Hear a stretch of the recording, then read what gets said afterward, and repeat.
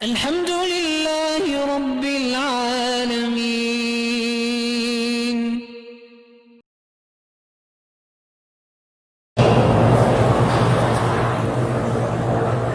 مکے اور مدینے والے ائمہ اربعہ میں سے بالکل امام احمد بن حنبل کی فقہ پہ عمل کرتے ہیں. یہ کس نے کہا ہے آپ کو کہ ائمہ اربعہ سے بھی باہر نہیں ہیں؟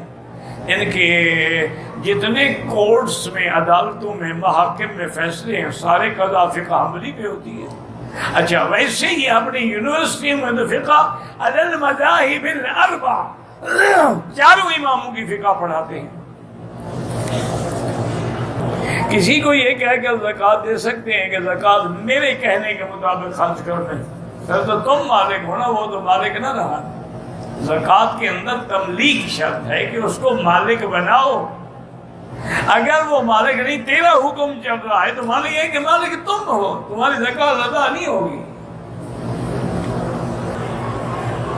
ہم سے بہت بدعت کے کام ہوئے، اب بدعت چھوڑ دیے. خدا کا شکر کرو، اللہ نے بدعت سے بچا لیا. بدعت تو اندھیرا ہے، بدعت تو ظلمات ہے. اللہ نے آپ کو نکالا، اللہ کا شکر ادا کرو. میرا کیا ہے، مجھے ثواب ملے گا. اگر زبان سے استغفار دل دھیان نہ ہو تو یہ ذکر صحاب بالکل فائدہ دیتا ہے. ورنہ آپ ہماری جو نمازیں ہم پڑھ رہے ہیں کوئی دل سے ہیں، یہ زبان سے ہی پڑھ رہے ہیں، باقی انہی کو اللہ پھر دل کا مقام دے دیتے ہیں. ذکر لسانی جو ہے نا، وہی ذکر قلبی بنتا ہے.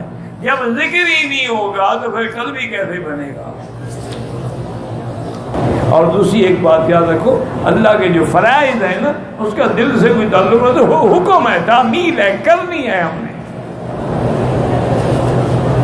11ویں شریف کا کھانا جو ہے بدعت ہے.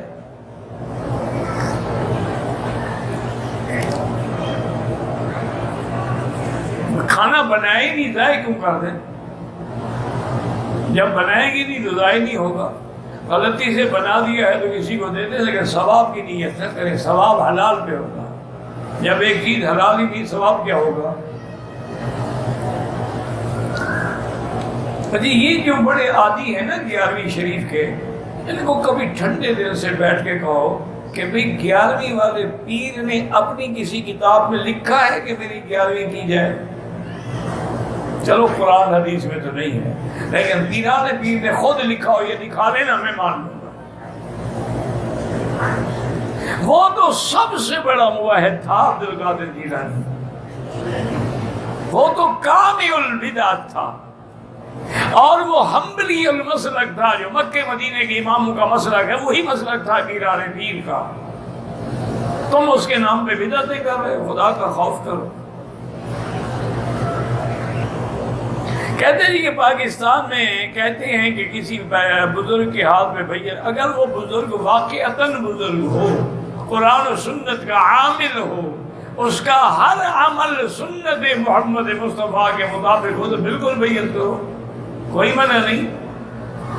لیکن ماشاءاللہ وہ بھانگ شریف بھی پیتا ہو، اور چرس کے سوٹے بھی لگاتا ہو، داڑھی بھی مڈاتا ہو، اور مجھے بھی آدھے میٹر کی لمبی رکھی ہوئی سے سجادہ نشین ہے، تو ایسے لوگوں میں قریب بھی نہ جاؤ. یہ تو اپنے بزرگوں کے نام کو بیچنے والے لوگ ہیں. یہ تو قیامت میں اسی جرم میں پکڑے جائیں گے.